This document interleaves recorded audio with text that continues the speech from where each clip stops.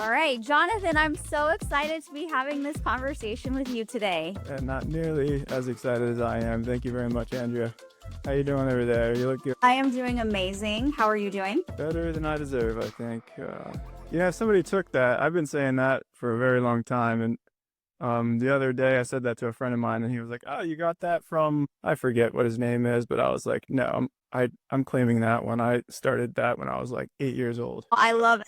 You should trademark that saying. I know, right? That's why I trademarked question things, because I had written the first one probably a decade ago, and within the last 5 years, I've been hearing it just about every time I listen to a podcast, and so I was like, I've got to jump on that. Yeah, you good job jumping on that. So speaking of that, I'm really excited to talk about what you do, teaching people critical thinking, how to identify propaganda, and, why you're so passionate about this. And I'm hoping that people listening in can walk away from this with some new skills, right? That they get from you about how to think more critically, how to really identify this messaging that can be very persuasive. And so I'm really excited. Like, let's dive into this whole critical thinking thing. Yeah, yeah. People listening, if they're paying attention, they'll walk away from this dangerous. All right, like it. It's such a great introduction here to our conversation because yeah, how did I come across it? Well, I came across it by thinking, I guess, a lot. That's not easy to do, to have a real introspection, to let the ego go as much as possible. I started to ask myself, why is it that I believe what I believe? And why is it I think the way I do? And why do other people think the way they do? And so usually this is the part of the conversation where people give their credentials. And Right. That's an excellent thing to do. Hopefully by the end of this conversation, people listening will completely ignore your credentials. So I guess what makes me somewhat relevant to the conversation is I graduated from the John F. Kennedy School of Special Operations and Unconventional Warfare, Civil Affairs Specialist. It's a real tongue twister. I spent most of my time there. I think I told you, trying to just remember the name. But basically, I can read words. That's what I'm trying to say. And I worked with PSYOP there, psychological operations. And that used to be the propaganda department, the Department of Creating Propaganda. And it is embarrassingly easy to manipulate people. And what we're going to talk about today, it's not for our neighbors. It's not. Some people say that my book, it sounds like I'm attacking them, but keep in mind, I wrote it for myself. So I might be hard on myself, but we're not talking about your neighbors. When you hear good advice, we're not talking about your coworkers or your friends or your family. We're talking about you. If you listen to this, we're talking about me. So I am embarrassingly easy to manipulate. There was a country, I forget the country, and I forget the words. It was probably another language anyway, but they had trouble with people signing up to be organ donors. The form at the Department of Motor Vehicles said something like, "Do you want to donate your organs? Check yes or no in the box." Mm-hmm. And they had something like 10% people check yes. But just by changing it to, and I forget exactly, just by changing it to, would you not like your organs to go to waste and prefer to donate them? Something like 90% of the people started to check yes in the box. And they had no idea that there was any change. They had no idea. It's just the way things work. You don't know what you're being sold on. And this isn't just like what kind of ice cream you want. It's like, what are you going to do with your body, right? And we go from a no to a yes, just so simply. Now, I could talk to you about examples of propaganda, and that would be kind of fun. But in my experience, it matters about zero. Like, just for example, I've got a few here. I've got about 20 here. There's agenda setting, appealing to fear. That's actually a good one. Appeal to prejudice. Inevitable victory, join the crowd, beautiful people, using beautiful people in your advertisements, classical conditioning, so on and so on and so on. I have to tell you, this is fascinating for me, not only from my background in psychology, but I'm a digital marketer. And so, I've taken so many courses around how to sell, right? And different angles to sell from, and people's buying triggers and pain points. And it's all embedded in that, right? In that like propaganda and appealing to these things. So anyway, I just wanted to I find this really fascinating. I'm really excited about. You're at the tip of the spear. Yeah. So you probably know more about this than I do. No, I don't think I know more, but I definitely know that there's a way to, appeal to people's fear, appeal to their desires. Like people have core desires, right? And if you identify what they are and you market that way, you can sell. You know what I mean? Governments love fear. Absolutely like it, because then you're just putty in their hands. So Mhm. never let a good disaster go to waste. That's their motto. But just feelings in general. I think it was Robert Greene's book when he writes a chapter about how to start a cult. And it's like, when in the absence of facts, just appeal to people's feelings. Because once you feel things, I mean, it's over. Mhm. You're gonna swallow it all, hook, line, and sinker. Well, one of the things they say in marketing is people buy from emotion. Yeah. And buying is the same thing as believing certain propaganda. It's all the same. Can you tell us more about that? Like, Absolutely. they So have their feelings, right? It's over. that's what this is all about right there. So there's the key. So instead of going into 21 different examples of propaganda, in my experience teaching, everyone listening to this will walk away with no change whatsoever. If you were a Democrat, you'll leave this conversation Democrat. If you were a Republican, you'll leave it a Republican. If you're Muslim, you'll be Muslim. Christian, you'll be Christian. There's no difference. So really what we're going to talk about is a mindset. So the mindset that the last book I wrote, I hate to be plugging it all the time, but Plug it. It's going to be in the show notes so people can check it. question things. And Voltaire said it best. The subtitle is "Certainty is an Absurdity," and its aim is to promote the mindset of a learner. So even when I'm teaching, I'm learning. And nowadays, especially, facts are indiscernible from fiction. So we all like to watch the news and think that we're smart enough to not be manipulated. You are not. I am not. You have no idea what the facts are. There's a Great. lot of talk these days about fact checking, right? Fact checking is this huge thing. And yeah, well, the fact checkers are pushing an agenda too, usually. I mean, we all know Wikipedia has been compromised. They push agendas all the time. I think there's going to come a time when there are more or less official fact checking websites, and probably Big Pharma will buy one of them and start putting their agenda into it without really letting people know, follow the money. So, but I can give you several examples about how, I mean, fact checking is, I can't do it without getting into politics, so I'm not going to do it. But just trust me, if you're listening to this, you're not immune to manipulation through supposed facts. When you say without getting into politics, do you mean specifically right or left wing? Or do you just mean about the government? Yeah, without getting into, because the thing is like in America, we've made everything left or right. And Yeah, when it's not. it's not. I mean, it's Yeah. like, how did COVID become political? It makes no sense to me whatsoever. Yeah. But we managed to do it. Always trying to figure out who can we blame. That's the big thing. Right.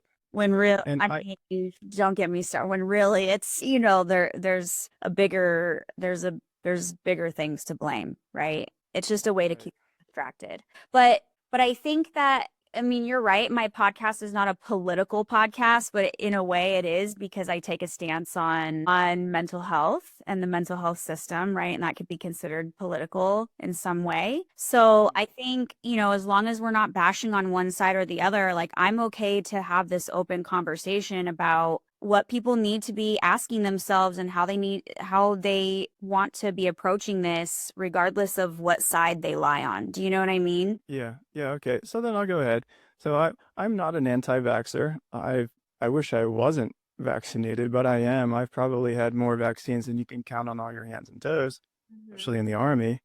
I once walked through a line, like no clothes on, 3 people on either side of me, and I just walked down the line and I got the jab in left shoulder, right shoulder. I don't know what I was getting, probably got about 6 in each shoulder. And there was a time, and just so you know how bad it's gotten now, Big Pharma writes the pharmacology textbooks for a lot of these universities. And in fact, they fund some of the universities. Well, they also are a part of the peer reviewed process. Like Yeah. Oh, yeah. money for like that's a problem. People don't understand that. Like, you know what I mean? It's a huge issue Yeah. that people need to be looking at these peer reviewed journals from a lens of, but what else? Like, who funded this? Is there anything that's been left out?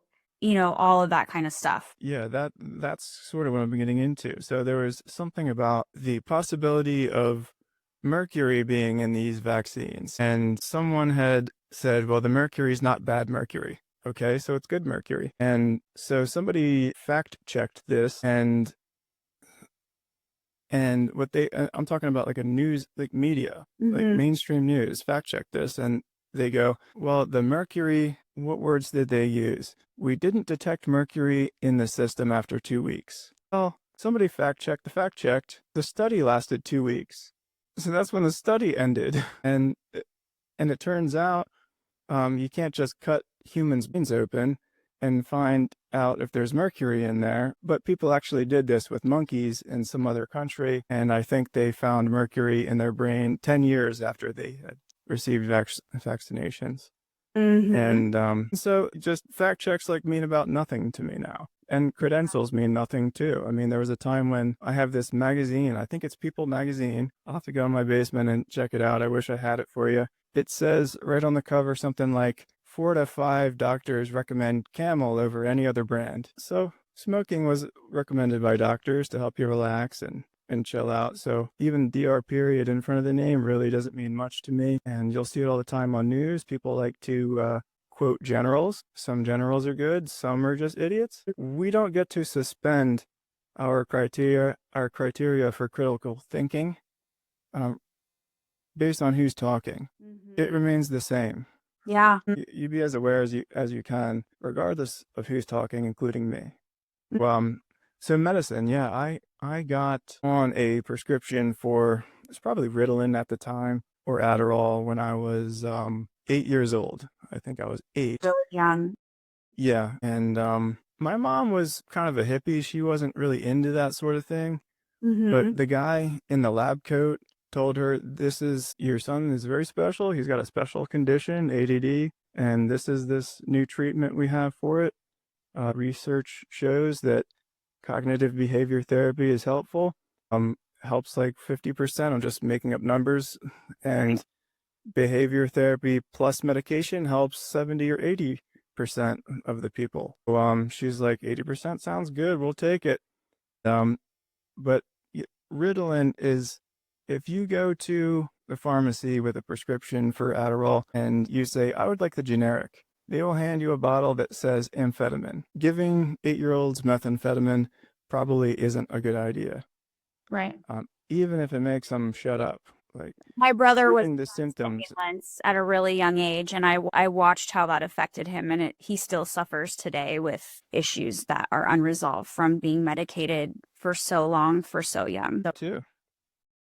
too. I was on it for 20 years. Yeah, it's rough. It's rough. People don't understand. Parents do not. This is like something I'm really passionate about. Is like parents do not understand because doctors are just like, yeah, it's totally great. It's totally fine. It's going to be, it's painful to know that. Especially through the developmental years. Yes. Yes. It's hard. So you were put on that when you were 8? Yeah. Yeah. And how it works is it's highly dopaminergic, right? So it's working on the dopamine system, which is our system for seeking. So a lot of people think that dopamine is really just what you get when you eat a piece of candy, but it seems more so now that it's connected to motivation. So it causes us to seek things, to look for things, to figure things out. It motivates us and avoids fatigue too. It sort of gets around fatigue somehow. Give someone this exogenous dopamine for 20 years throughout their developmental years and then stop giving it to them and see what happens. I mean, it is a very empty, dark place. that you don't recover from. I mean, you don't just. And even when it wears off, I don't know how you experienced that, but I watched my brother, he really struggled when he wasn't on it to be motivated. He would overeat, which I know appetite has, but food and dopamine have a relationship, right? He could only be on things that it was like he was looking for that thing to stimulate him after he weaned off for the day. And it was really sad because he just lived this weird cycle of being kind of sedated and able to focus, and then completely dysregulated, seeking things to feel balanced again, right? And I mean, I watched him do that from really little and into his teen years and young adult years. It's tragic. And I don't know if there are any really good studies on that. I'm not up to speed on Adderall studies, but the real ones are suppressed. And I mean, it's disgusting to me that we're still giving this stuff to kids. I mean, we should know better by now. We should really know better. It also causes problems with soft tissue joints, ligaments, tendons. Tendinitis is a very serious issue and common issue for people who've been on these stimulants for decades. Tooth decay, mineralization, deteriorizes the bones. Don't know how that works, but I mean, just look at a crack addict, right? And it's like an accelerated version of being on Adderall for a very long time. It's not pretty. Yeah, it's hard. There's these long-term repercussions that you don't see until way down the road. And often people don't even know that's what it's from, right? Yeah, yeah. So tell us a little bit about this whole critical thinking thing. Yeah, well, this comes in. So this it reminds me of Milgram's obedience to authority study, where they get, for people who are unfamiliar, they had people in lab coats. They were not doctors, but a university had people in lab coats bring in these test subjects, and they would say, you're going to administer a test. There's this guy sitting in a chair, and he gets an answer wrong. You shock him. He gets it right. You don't shock him. And on their little shock board in front of the test subject, it was like from 1 to 10, 1 being like a little shock and 10 being like certain death. And the number of people who participated in the study who were willing to shock the participant up to possible death or certain death or something like that was pretty alarming. But the result was the question isn't how did so many people become Nazis, but how is it that I could become a Nazi? Yeah. There was a professor who used to ask, in I think Alabama, used to ask his students the first day of class, if you were born in whatever year, right, during slavery, how many of you would be an abolitionist? And of course, everyone in the class raises their hand. But the statistical fact is that not everybody would be against slavery. Maybe it's half, I don't know. But we're products of our environment, and that goes into a lot of really disgusting areas of life. So this stuff is for us. How do I avoid being a victim of propaganda? You don't be less certain. How do I form beliefs? Well, don't form beliefs, right? That's not what having an open mind is. So even when I go into a debate, I don't go into a debate trying to explain what I believe. I really go into it with the mindset of, teach me. I go into it thinking, I'm willing to believe you, just convince me. Yeah. And because I don't have to remind myself to disagree with people. I'm pretty good at that. When I hear something that doesn't pass the smell test, I'll just say, I don't know about that one. But we do it kind of backwards. We tend to, and there may be a good reason for this as far as evolutionary biology goes. Maybe we put up our defenses because we don't want to be manipulated. And so we're very reluctant to be receptive. So it also makes it difficult to listen to people. I usually say we'll all have yeah, but guy in our head. It's a skill. It's a skill to listen. Really, it takes time to cultivate. I'll literally practice in the mirror. I'll say something that's distasteful to me, and I'll just kind of let it sink in, feel the discomfort, let the discomfort pass, and say, tell me more. Because it takes a lot. It takes practice. This is something everybody really needs really needs time with. But yeah, but guy. So I call him yeah, but guy. So anytime you hear an otherwise decent point that's being made, we all have yeah, but guy in our brains chiming in, thinking of a very narrow context in which this good advice you're hearing might not be true for Right. someone.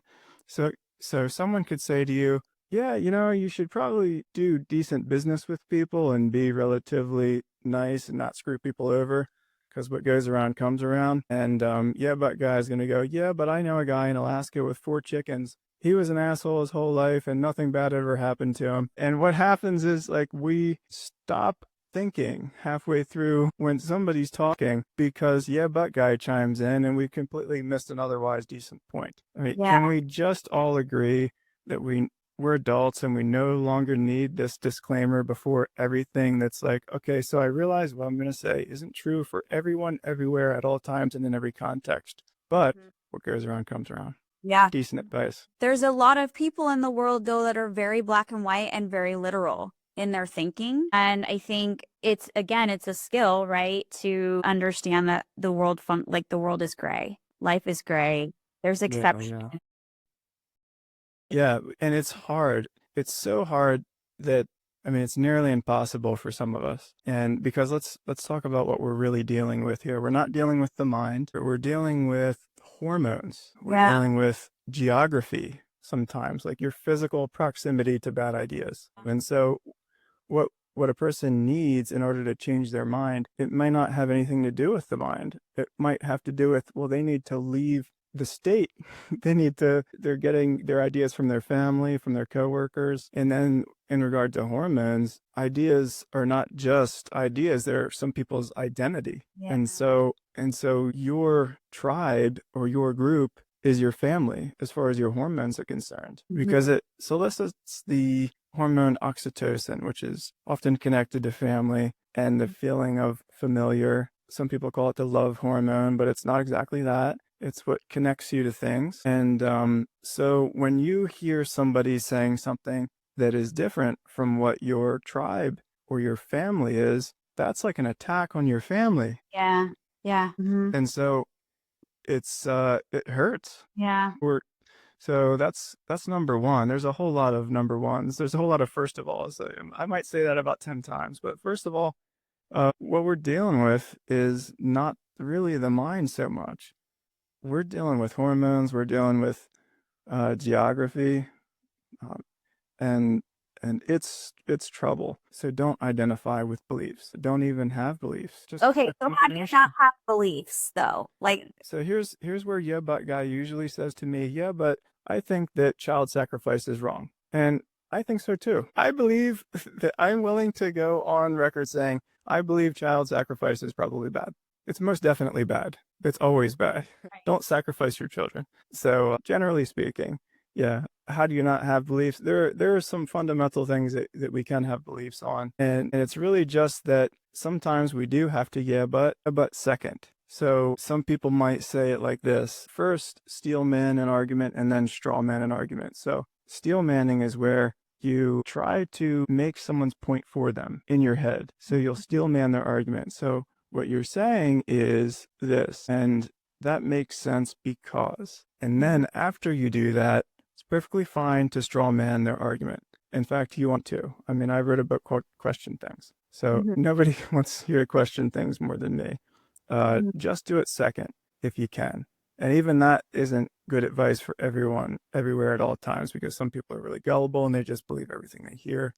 But generally speaking, you want to try to be as generous to the person speaking as possible. Be patient. Consider a world that exists in which what the speaker is saying could be true. Try and think of someone, if it's not you, try and think of someone for whom it is good advice. Then after you've done that, then let's poke holes in what we've just heard. okay. Go ahead. Yeah, and so the irony is, I've had some people say to me, so I've read your book, and I mean, I've written a few. Just really the last one in the series, I think, is probably most worth a read or a listen to. But I've heard one person say, why would you be so concerned with what people think anyways? And you shouldn't. But I guess the point I'm making is, even if you are concerned with what people think, it still doesn't make sense to try and seem smart, because that's a lot of times that's the motivation behind a lot of the things we do, is we want to seem like a smarty pants. Well, we don't want to be wrong. We don't want to be wrong, right? And you don't That's, have to be. Exactly. Yeah. And there's the secret. Don't be attached to ideas and you'll never be wrong. yeah. Be a learner. Yeah, be curious, well, okay, so here's my question, because let's say there's a person who doesn't care what people think. Like I wouldn't say I 100% don't, but I'm fairly impervious to people's opinions. However, there are things in the world that I hear and see that I sometimes I'm like, okay, I can't get sucked into this, right? Like I am influenced, right? I am influenceable. So I think that even if somebody doesn't care what people think, we still are influenced, right? We can still be influenced by certain things that we care about or whatever it is, right? Yeah. And you will be. Right. You will be. Yeah. You can't possibly defend yourself from all forms of marketing and all forms of propaganda at all times, because Right. the level it's gotten to is impossible to navigate. Especially as like AI gets better and stuff, facts will be indiscernible from fiction and vice versa. And that's why the mindset is what I've chosen to focus on most recently. Keeping an open mind and trying to have a healthy level of skepticism. Certainty is an absurdity. Yes, there are things we can be certain about, but a great practice with this and many things in life starts with the vocabulary.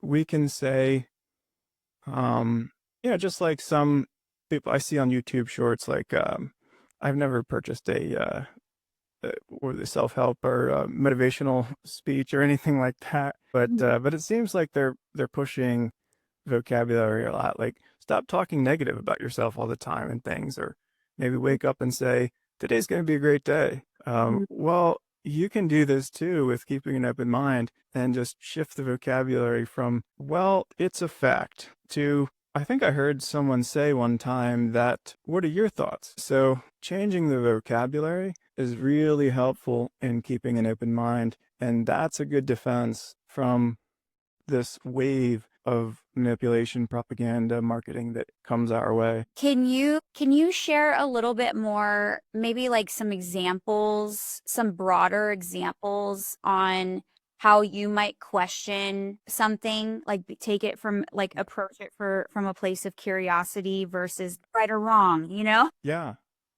Yeah, I've got a couple. So um I don't believe in God. I don't neither believe nor not believe. My position there is like, I might believe you, just convince me. But I had a roommate some years ago who was Muslim, Okay. right? And I grew up in a Christian house.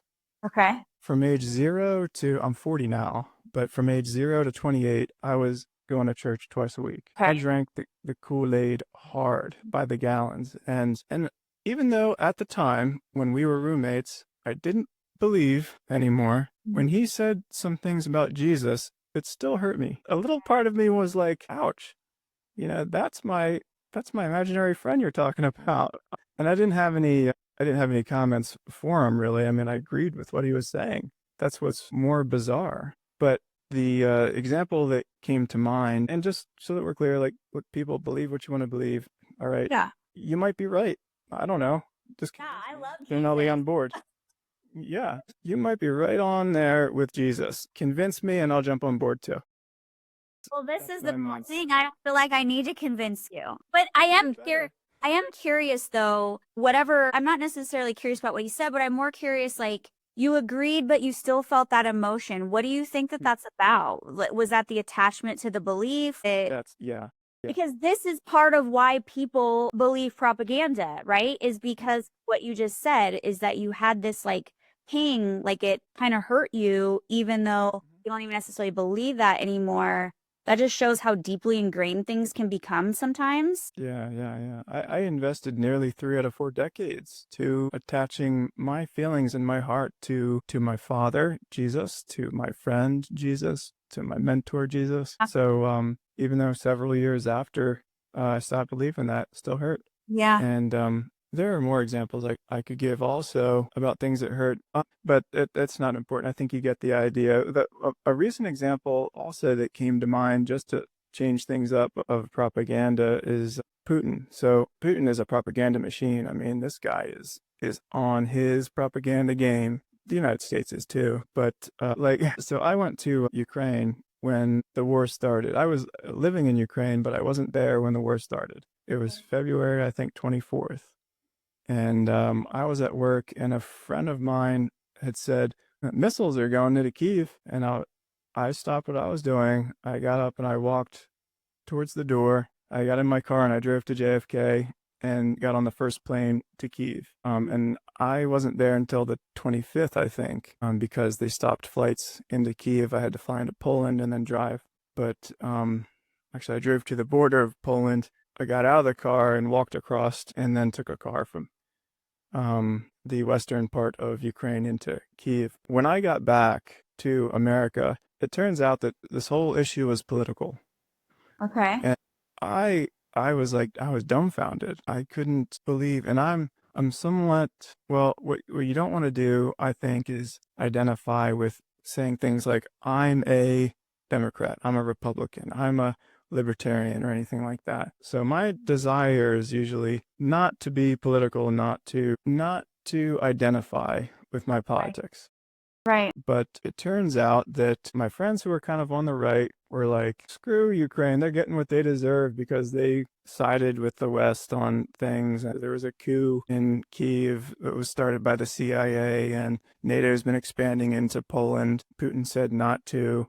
So the most obvious next step was invasion, and all this propaganda is coming down the pipe. And as true as it is, and here's the other scary thing, is that propaganda is often not lies. Propaganda is true statements designed to distract us from the big picture. It's true statements designed to distract us from the big picture. Fundamentals, right? First principles. So to me, I mean, I went there because I have friends there. My friends have children, and the thought of children having bombs fall on their head was disturbing, and I couldn't just watch. So how is the most obvious and reasonable thing to do? To send missiles into schools and hospitals in Kiev, which is nowhere near Poland or the border. People are like, well, what do you expect? They've got troops on the border of Russia. No, we don't. Not in Ukraine. Even if we did, that doesn't justify sending missiles into Kiev, which is nowhere near the border.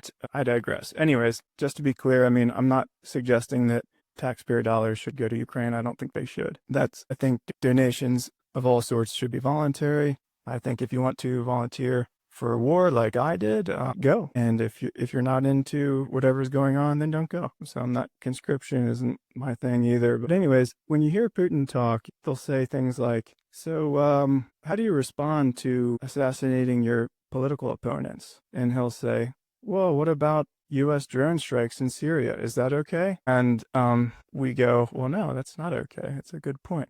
He who's without sin cast the first stone. But no, it's not a good point at all. You've just distracted me from the point, which is you're killing your political opponents. You're jailing them for life or assassinating them. So propaganda is often true statements designed to distract us from the big picture. And it works almost every time. Can you give this is for me. Can you give an example of that when it comes to mental health, medication, big pharma, conventional medicine, where they're saying a true statement to distract from? I've got a great one for you. Okay. During can we say COVID on this podcast? If not, Obviously, whatever we want. During this whole COVID thing, what didn't pass the smell test for me was I didn't see one PSA, public service announcement, or one billboard, and believe me, there were lots of them in Delaware. I didn't see one public service announcement about washing your hands. The signs everywhere. Whole lot about getting the jab, and if you're not getting the jab, you're a murderer, you're killing people around you. The difference is people don't really make money on you washing your hands. Right. That's interesting. And we have to create fear, we have to create anger, we have to create very strong feelings, we have to create teams, and this is what propaganda often does is it's very important to create teams. So it's really important to say, there are sides, which one are you on? And that was the mask. That was the mask. You have to wear a mask. Not one word about washing your hands. How can you check if I washed my hands? You can't do it. Right. That's interesting. That's really true, though. Like when it comes to propaganda and when it comes to creating a movement, you have to have something to be against. And there has to be groups, right? It's like, well, which group are you going to choose, or which belief system are you going to choose, or, what movement are you going to be a part of? It's like this very, again, very black and white. Yeah. I'll speak very vulnerably, and whoever on my podcast listens, and if they're offended, they're offended. But I identified primarily as a Democrat for a long time. I vote on issues. I don't vote for a person. I've never voted for a person, but I primarily have kind of like my beliefs are more Democratic, right? Me too. Yeah. But this campaign, it's not about the people. I think both of them are completely, I have lots of opinions about the actual people who are running for office, but I am really passionate about this movement, this Make America Healthy Again movement. But I'm not passionate about a bunch of the other stuff that's happening, right? Yeah. And it really got me thinking because, it's either you're here or you're here, right? And I'm like, Yeah. Yeah. but no, I'm not. Like I identify with multiple things, right? Multiple decisions being made on both sides. And I'm like, why aren't we allowed to be like that? I was really frustrated and just questioning that a lot. Is like, why aren't we allowed to identify with both sides, right? And it's like there's no Truth place is usually in the middle, right? well, it's almost like there's no place for people like that. Yeah. Yeah. Right. Yeah. And it makes you feel, and I don't feel that way, but it makes you feel like you either have to pick to survive or to fit in Right. and I'm just like, fuck that. Like what, this is such a problem in our world where, and I'm still seeing all sorts of stuff being posted and it's just, it's painful to watch because I'm just like, you can have a multifaceted belief system. You can believe in multiple things. You can see the good in here and the good in here and the bad in here and the bad. You know what I mean? Like life is full of gray. And it's alienating when it's like if you don't pick one side or the other, you feel very left out. And this is what I feel like, bigger powers and propaganda prey on is like this idea that people don't want to feel isolated. It's hard it is challenging to stand up and be like a lone wolf, right? And that's what it feels like, is like you're a lone wolf. Yeah. You know Yeah, what I that's what they want. That's what they want. We really ought to make it trendy to be independent. Like, when is that going to trend? What's interesting is a lot of people say they are, but then, and there's not, look, people have different beliefs and that's fine, but they say they're independent. They say they're free thinkers, but I'm like, you're so far on one side or the other when it comes to religion or politics or, things about health and it's just kind of like, have you questioned if you really are an independent thinker or not? You know what I mean? Here's what's so bizarre is that, I mean, you can even show, now that we have YouTube, it's like there are fewer secrets now. You can play videos of agendas that our whopping 2 parties in America have completely flipped on, completely reversed key fundamental moral issues. Yet the same people I know are still Republicans and the same people I know are still Democrats and have been for the last 30 years, regardless of the complete flip. So it's not morals that caused these people to choose sides. It's just tribalism. It is. And that's why news is one of the 10 ways to keep an open mind that I have in the introduction is adjectives. Beware of adjectives, because news nowadays, there's more adjectives than news. Yeah. Well, this person's racist remarks has everyone talking. Okay, tell me the remarks. I'll decide if they're racist. Yeah. And a lot of us just go, woo, racist remarks. What a jerk. Like, who could tweet racist things, you know? And it just goes on and on. So I made a little video once and I just made up a country name. It was like, well, we'll just say Shamakistan. So, hi, I'm reporting live from Shamakistan. And the situation is horrible. The new dictator here has 11,000 people have already died from his racist policies. And well, a lot of us would just see that and go, wow, that country has a dictator. His policies are clearly killing people. But how many people died last year? Was it 12,000? Because if so, it's like 1,000 people fewer than he's killed this year. So the situation's pretty good. Well, so this goes back to what you were saying about how propaganda uses true statements, but it's distracting you from the bigger picture. Right. And that's something I've been really working on over the last couple of years is, okay, I hear that, but let's zoom out a little bit and ask some more questions. And what's the bigger picture? What's the surrounding context? What's the history? Who's saying this, right? Where is this coming from? And if there's, empirical data behind it, but who funded that and what was omitted? Me. Like so many questions, right? Just really getting curious Yeah. about all of it, right? Yeah. And being okay to say, you know what? I don't know. I mean, there's things my daughter, she's getting older, she's 11 and she asks me a lot of things and if I don't know, meaning I don't even know where I stand, I'll say I don't know and it's okay that I don't know and it's okay that you decide for yourself and like you just have to ask questions, right? You just have to be curious. And that probably is newer for me in the last, I don't know, maybe 5 years where I'm okay to say, I don't know, even though I have this belief, I don't know. I don't know if I actually believe this part that most people who have this belief believe this. You know what I'm saying? Yeah, and not only that, we celebrate people who do that. It isn't talked about so much, but I've noticed people who were once on top of their game and now they've just sort of fallen into the fringes of like obscurity. That's the weirdo who performed badly in debate. And it's like a professor who's like really good and probably right about 90% of the things, but we all remember the one or two things that this guy said in a debate that was like he was clearly wrong. Like why did he double down and just make himself look like an idiot? And that's all I remember. But had he and when people go, well, I haven't heard about that. What? Tell me about that. There's something in our brains that go, wow, this is a pretty good dude. I'm gonna trust this person. So and it's so ironic because the reason that we do it the wrong way is because we want people to think we're smart, but it always makes us look stupid. It does. It's so bad.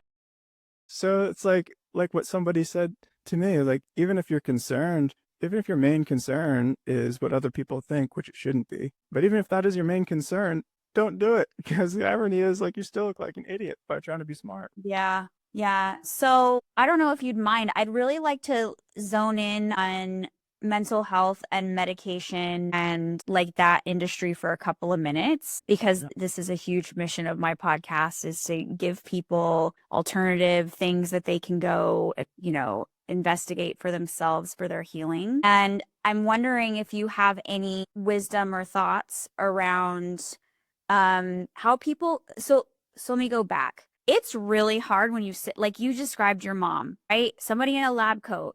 They had this authority. It was the same when I was sat in front of a psychiatrist when I was like 14 or 15. My mom just listened. And I get it. Doctors have all this authority, right? I remember I was in my early 20s, mid 20s. I had taken myself off medication when I was 19. I was like, I'm not getting put on anything like that again. I started my natural healing journey. And I remember I was really not feeling myself. And now I know that I most likely had like my first Epstein-Barr flare back then. But at the time I had no idea, right? So I was tired, I didn't have as much motivation, and I was in college and I went to go see a doctor and um in I would say 3 minutes, like he asked me what was going on, and then in 3 minutes he says to me, "Are you ready to go on an antidepressant?" And I was mortified. Like, it's just like, first of all, you haven't asked me any questions other than what's going on. You haven't run any tests, my like nothing, right? And at that point, I had already had this experience previously, so I knew not to fully trust a doctor, but I didn't have the skills to articulate at that point. I didn't have the skills or all of the knowledge yet to really articulate or advocate for myself with to that doctor, right? So I got up and I left the appointment. I was so upset. And that took a lot of guts for me, right? Because I do respect certain authority figures or whatever. And I remember sitting in my car crying because I felt so unheard. I'm like, why are we automatically assuming that I'm depressed when I'm a high functioning straight A student who's likes her life, but she's not feeling like I don't feel well. And he didn't even ask any further questions to figure out like maybe I'm sick or maybe I don't know, you know? And I think so many people have these experiences every single day where they go sit in front of somebody who's supposed to help them and they feel completely unheard, especially women because we have hormones and all sorts of stuff, but we feel unheard and it's like it almost feels like the only option is to listen or suffer, right? And there's no in between. Yeah. And I'm just wondering if you can share any words of wisdom around that for people who have had similar experiences and they're on this journey to trying to figure it out. And there's all this information out there. I mean, it's a lot, it's overwhelming. Yeah, question things. There's very clear things that you can do.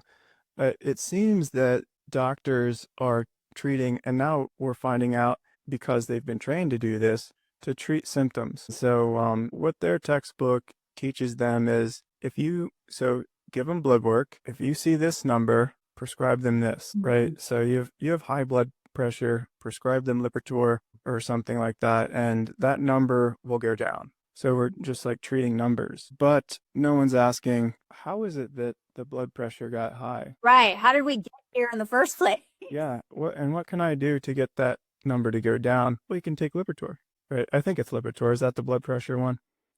I And don't know. that everyone's on, right? I had a doctor once tell me that he would put it in the water if he had his way. He's Okay. like, it's just the greatest drug ever, and there's no side effects. There's nothing bad. Well, the thing is that even doctors who have like a general practice, who family practice doctor, whatever we're calling it, they're not really required to learn much about nutrition. So Well, they literally get. I have a girlfriend who's a psychiatrist, and she said, Andrea, we get like not even 2 full months of nutrition, and it's like the super old school food pyramid. yeah, and that's the thing is like this new movement in psychiatry is treating people with food because it turns out like so many psychological problems are caused by the food that we're eating.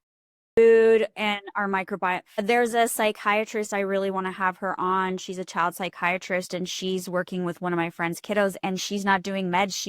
She is working on his gut brain axis and his microbiome. Mm. And it's Yeah. like amazing, you know, because of what all the new research is starting to point to, which is a lot of our neurotransmitters are actually primarily made and modulated in our microbiome and then speak to our brain, right? And so this is a huge missing piece for a lot of people is microbiome health, right? And food has a lot to do with that, right? If we've got additives, dyes, highly processed food, it's trashing our microbiomes. Yeah, So the microbiome is huge. That's a real, the coaxial communication between your gut microbiome and your brain. As it turns out, it's a two-way street. It's coaxial. So your gut microbiome is like telling your brain what time of day it is, what's going on. And it isn't so much that your brain is just controlling your body. We're actually sort of like slaves to our parasites in a lot of ways. We have parasites all over us, like all in our skin, inside of our bodies, everywhere.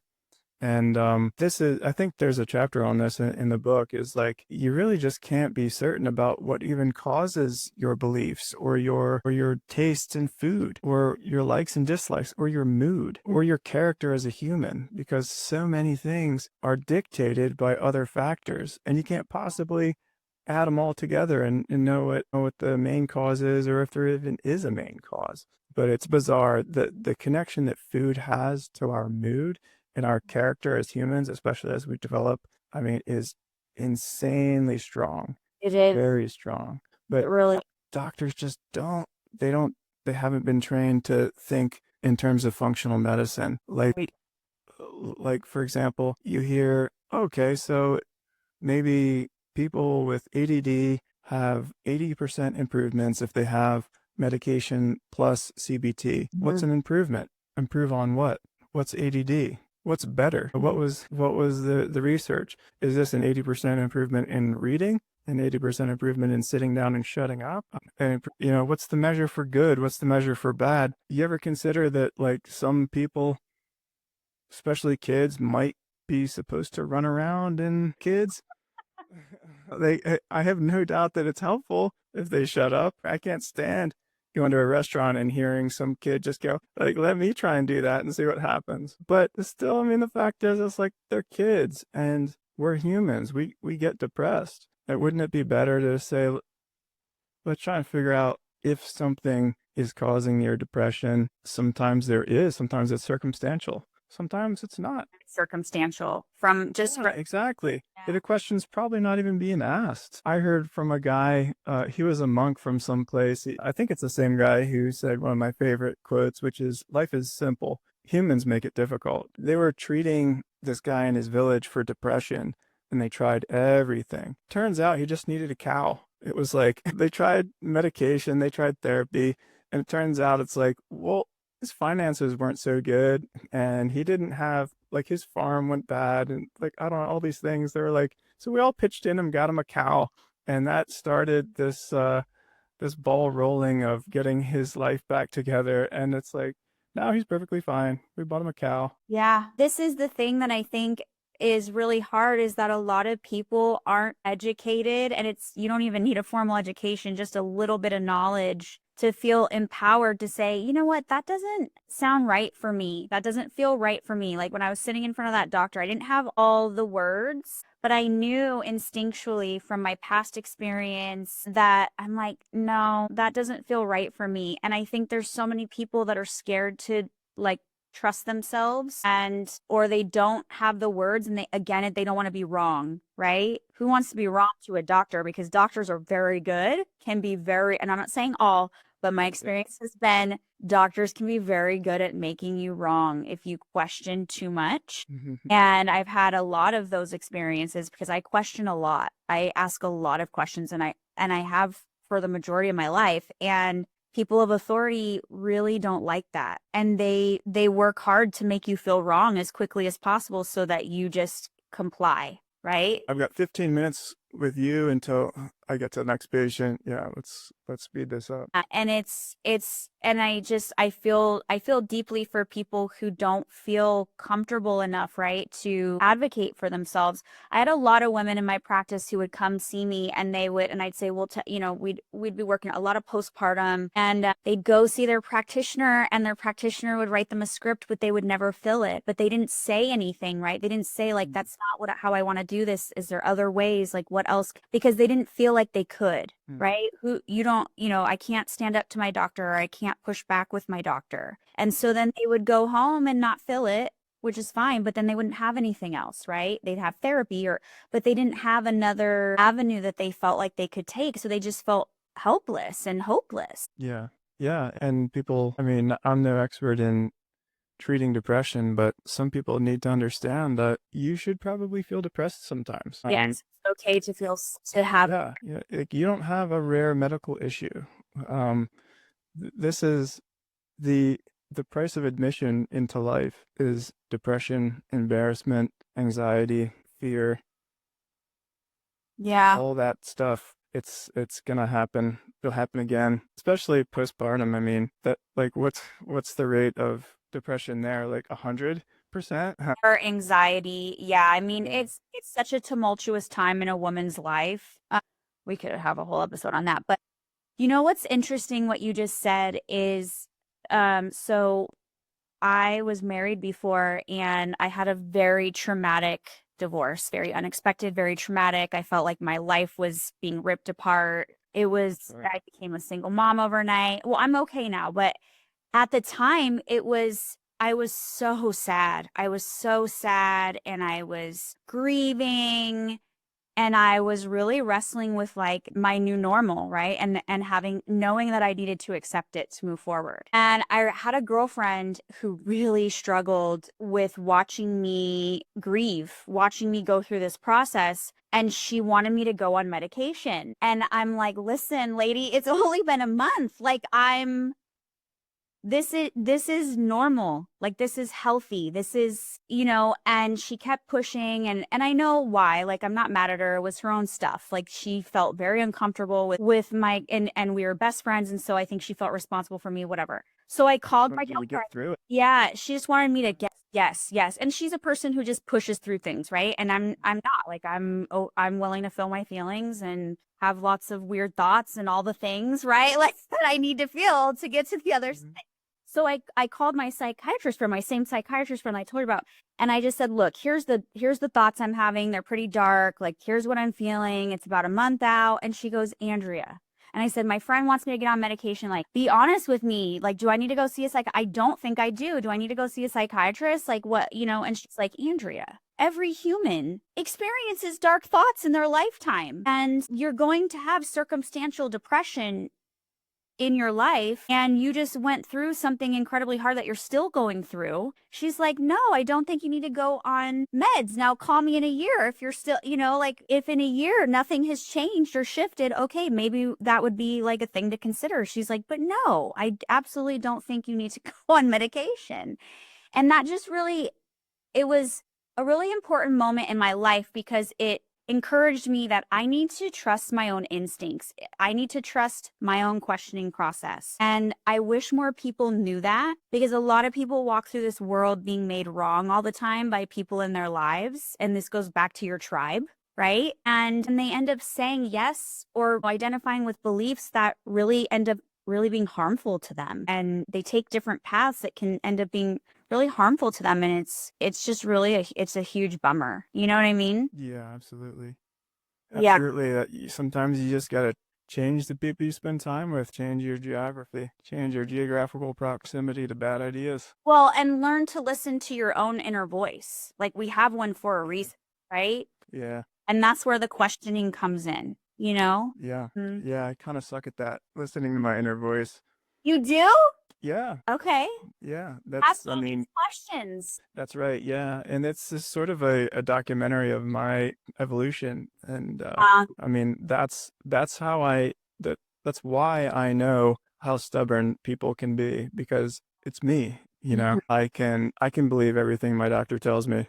I I can be a victim to propaganda manipulation. I mean, just as good, probably more easily than a lot of people. And so it's a process and it's a mindset. And like you said, it's a skill Yeah. you develop and that you need to practice over Yeah. time. I literally lay in bed and look at the ceiling and like practice hearing uncomfortable things and Yeah. saying uncomfortable things, right? Even just for some people be like standing up for themselves. Oh yeah, it's so uncomfortable for people to advocate for themselves or have a different opinion, right? Or stand up for themselves. And I get it. It's hard because you can be very easily alienated from people who you've learned are, you become attached to. And so I understand like this whole concept of tribes and all of that. It makes a lot of sense why we can be persuaded the way that we can be persuaded. I mean, I have to fight persuading myself Yeah. against old scripts that I've played for myself in my life that I know don't serve me and that I know are not fully true. And I have to I have to question myself sometimes where I'm like, Andrea, is that really All true? the time. And so Yeah, that's the game is protecting us from ourselves. yeah. That's interesting. Is where do you go to find different bits of information about like you're very versed, right? And so for somebody who's brand new to this process of like, I'm going to get curious, I'm going to ask more questions, I'm going to do some research, right? And then research on the research. What would be for somebody who's just new to this, like what would be a place to start, right? With how to go about that? Because, everybody's a beginner at Yeah. some point, right? Yeah, you start with the mindset. I hate to disappoint you, but you're going to find garbage everywhere, especially college. I mean, you just can't. If you want the slowest, most expensive way to learn something and the most biased way, go to college. But you can learn about, it take about 2 weeks to learn what I learned in college in like 5 years. But we live in an information age now where it's just information is incredibly abundant and free. And so colleges don't have the monopoly on information anymore. They're just going to have to start lowering their prices because like my school was online. I mean, my grades were tests, multiple choice tests. And so like, you're not fooling me. No one's checking that. It's just a computer. Like, it tells me what my grade is after I close the test. Discussion board, test. Discussion board, test. One writing assignment, like a year. Sorry, but I'm not, Mama didn't raise no fool. I'm not falling for that again. I'm embarrassed it took me so long to figure that out. But you've got to start with the mindset because I've never found one good source for information. And you bring up a good point because a lot of my friends are always suggesting alternative news sources to me and YouTube, which is extremely popular now. There's so much alt news that'll make your head spin to help us get away from the garbage of like CNN, Fox News, NBC, and all those those are just garbage. Those are just commercials, really. And if you want to get away with that, you get away from that, you're not going to be saved by alternative news because a lot of those people make their clicks and their money on being contrarians. And so they just try and come up with they just basically say the opposite of what mainstream is. And the problem is sometimes things are what they seem. So I've found so much garbage on these smaller or actually sometimes even bigger alternative news sources that you find on podcasts and YouTube and things. But listen, so start with yourself, start with your critical thinking practice, your keeping an open mind practice, which we talked about isn't the right phrase, keeping an open mind, but you get the idea. And go and be free, fellow listeners. I love it. Do you have before we say goodbye, do you have any parting thoughts for somebody just starting this journey? So, and I know you kind of said it, but do you have any parting words of wisdom or encouragement? Yeah. Well, wisdom, no, but I have plenty of words for you. I would say, and well, most of what I would consider wisdom, I'm just quoting somebody else. In fact, I heard somebody say that wisdom is taking your own advice. That's really hard to do, right? It's hard to, because we're all full of good advice. It's really hard to take it. It's really hard to just do it. Certainty is an absurdity, and life is change. Get used to the change. Absolutely. I love that. Well, I'm so grateful for you and this conversation that we had. Me too. I hope we can do it again sometime. Absolutely. And all of your links and your book will be linked in the show notes. So anybody who wants to pick up Jonathan's book, you guys should go click the link in the show notes. And I'm just so grateful for you. Thank you for bringing just these insights today. Thank you so much. Thank you. I am grateful to you. I'm going to add you into my daily gratitude practice tomorrow morning. Thank you, Jonathan. I appreciate you. All right, you guys, we will see you in the next episode.